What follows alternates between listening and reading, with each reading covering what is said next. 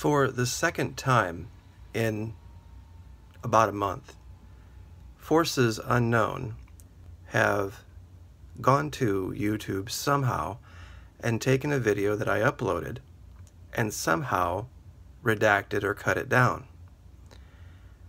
I'm not even sure how it's possible. The most recent video I put up regarding the Navy report was 11 minutes long, and I downloaded it from my phone to my laptop, watched it through, then uploaded it from my phone directly to YouTube, watched it on YouTube. Other people watched it as well in its full and entire state at 11 minutes. Now, 5 minutes ago, it is now only 4 minutes long. And the vast majority of the stuff that was covered was in the last 7 minutes. So, without further ado, I am going to use this method to play the video directly off of my laptop for you guys through the smartphone. And I do apologize if there's audio issues, but we are going to get this out there one way or the other.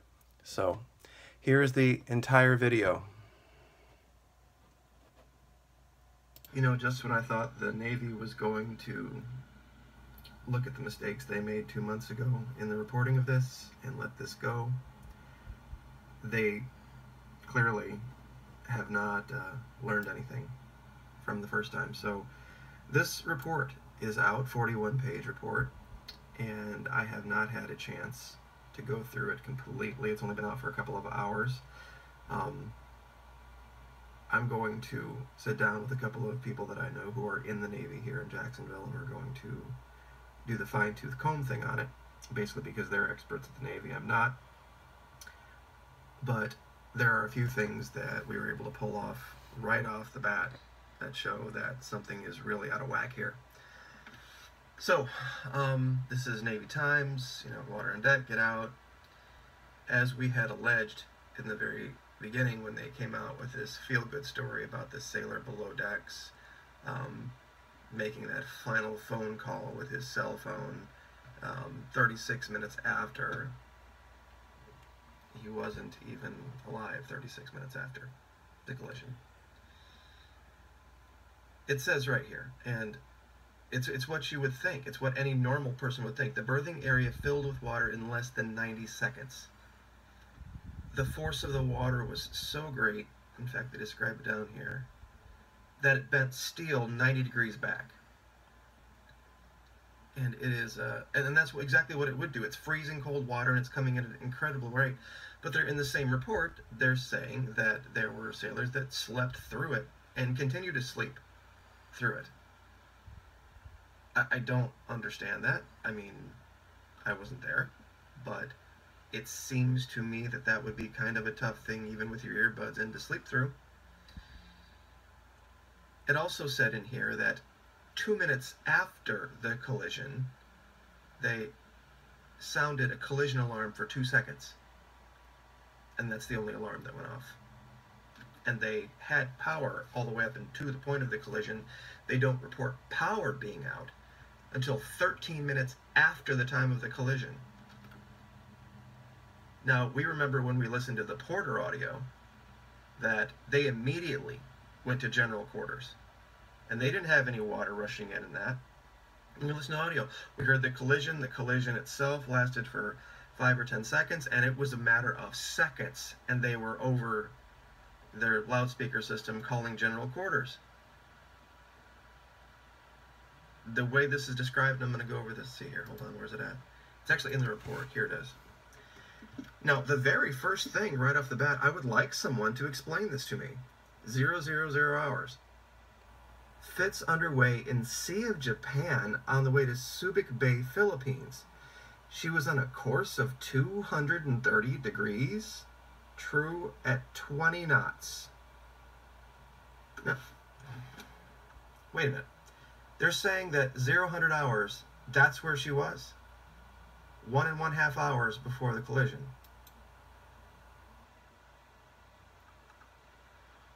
Okay. Here's the Philippines. Here's the Sea of Japan. The collision was here. I mean, 230 degrees, okay, that makes sense because, 180 south, 270 west. So she was here on her way to the Philippines, but it happened here. So right there, I mean, hopefully someone can clear that up for me. And here you go, 0130 ACX crystal collision. FTZ sounds collision alarm for 2 seconds. Now here, in the article, it said it was 0140 that happened. So 2 minutes after the collision, sounded for 2 seconds. Okay, maybe that's normal. Maybe that's all the longer a collision alarm sounds for. Or maybe I misread. All powered forward is lost 0143. And that's when they sent general quarters. So from the time of the collision to the time of 15 minutes went by. And they had power for 13 of those 15 minutes before they set general quarters. Captain 0135 hours. Commanding officer reported trapped in his stateroom. Somebody reported trapped in his stateroom 5 minutes after the collision. And they freed him at 0146, which is 1 minute after general quarters. Now, there's going to be a lot of medical stuff redacted when you go through this report. I have it up NewYorkTimes.com/interactive, World AG Document Navy Report. I'm sure it's going to be pretty easy to find. The strangest thing that I think is what I can't explain is, where is it at here? I want to stop there for 1 minute, and I saw something here that I didn't see before. And I'm going to back this up for a minute, and I want you folks to explain this one to me. It's on the second page. We're going to play this forward a little bit. And they've freed him at 0146, which is 1 minute after general quarters. Now, there's going to be a lot of medical stuff redacted when you go through this report. I have it up NewYorkTimes.com/interactive, World AG Document Navy Report. I'm sure it's going to be pretty easy to find. The strangest thing that I think... Stop right here. Okay, we know that the Japanese Coast Guard reported that they received a phone call from the crew of the ACX Crystal at 0220 hours. Look at that line, the very top one. Japanese Coast Guard en route to Fitz location at 0218 hours. How the hell were they en route 2 minutes before they even, actually 7 minutes technically, before they even got the phone call, because they reported the call came in at 0225. And even the Navy time, as we play this back forward, is 0220. Why was the Japanese Coast Guard on the way at 0218? Nobody had reported it at that time, allegedly. Is continuing. What I can't explain is, where is it at here? I'll make sure okay, they have it labeled at 0200, but Fitz makes initial report of collision at sea to Destroyer Squadron 15 via personal cell phone at approximately 0220 hours. What an incredible coincidence. That has to be the coincidence of the century, that the guy on the Fitzgerald was calling Navy headquarters literally at the exact same moment that the crew of the ACX Crystal was calling the Japanese Coast Guard. Because remember, that's the time the Japanese Coast Guard assigned to the collision, 0220. As a result of that phone call. That's just amazing to me that they both took exactly 50 minutes. Wow, I tell you what are the odds, that could possibly have happened? Maybe they were communicating with lights with, Morse code or something. I don't know. Now, a lot of what you're seeing here is going to be reports of what happened after whatever this event was, the collision. whatever they want to call it now. I still see it reported as the collision. Stopping again for a minute, just wanted to show you something else there that I saw, and I hate to keep interrupting. 0240 Fitz reports loss of communications and loss of propulsion. They lost power at 0145. How did they still have communications for 55 minutes after having lost power? This is ridiculous. I'm just going to let the rest of my video play through. But anyway, as we see these things, this is just going to be exactly what we saw the first time with the Navy. Just contradictory reporting. And maybe I'll need to look through this again. Somebody will probably, show me where I'm wrong. But does anybody see the word accident anywhere? And in other reports, they're saying about the crew, non-judicial punishment.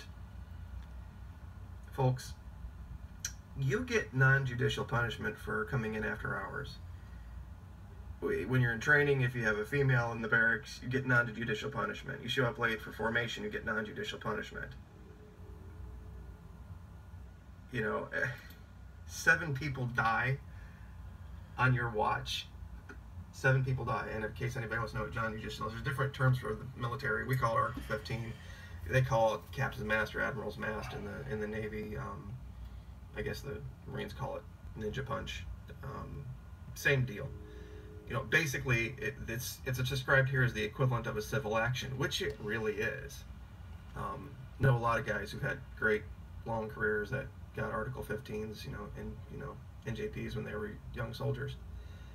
And here's the limits. I mean, you can read through here on what the maximum penalty will be for this guy.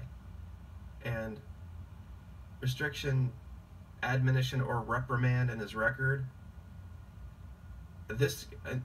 None of these guys, it seems like, are going to be separated for this, or lose pretty much anything other than a little black mark on their record. Company grade 03 or below. Now, I'm not really sure what the naval equivalent of company grade is. I don't think they have companies in the Navy. Correctional custody for not more than 7 days, forfeiture of 7 days pay, reduction by 1 grade. Bread and water, that seems a little odd. But so this is the initial deal here, folks. Just right off the bat, I haven't gone through it completely, so I'm sure there's going to be plenty of things that folks down in the comment section are going to say that I missed about this. But the big thing is the exact coincidence time between when the crew of the ACX Crystal reported it and when the personal cell phone call came in from the Uss Fitzgerald. We now can say that there's no way the phone call reported on CNN ever happened. I'm not even going to, out of respect for that young man and his life, I'm not even going to go down that road. But all we can say now is, based on what's being reported, he wasn't even alive at the time. So, anyway, like, share, subscribe. Thank you so much. I might do another one here pretty quick. Also, the last thing, the Fitz being underway, Sea of Japan, on a course of 230 degrees, 1.5 hours before the collision. So I'm sure this is the best channel for having people who know what they're talking about when it comes to this stuff come here and correct all this, and we will bring it all up in the next videos. Like, share, subscribe. We'll see you next time. Thank you. Okay, so that was the entire video, and as you can see, it was 10:21. That's what uploaded. That's what I made sure uploaded, and people saw it. And now, exactly 4 minutes. So folks, I don't know what's going on, but based on past experience with this, somebody doesn't want you to see something. There's something in that video past the 4-minute mark that some power that be decided was not to be seen. I can't have any other explanation for it than that. I'm not super tech savvy, but I don't even know how I would be able to upload a video, have it be 10 minutes and 22 seconds, and then without re-uploading it under the same exact title and everything, the same exact video, change the content of the video. If someone can explain that to me, how that's even possible from the site of a creator, I would like to see how that's possible, because that would cause all sorts of problems if it were. So anyway, 15 minutes, like, share, subscribe, and we will continue to at least try for now to make videos. Thank you.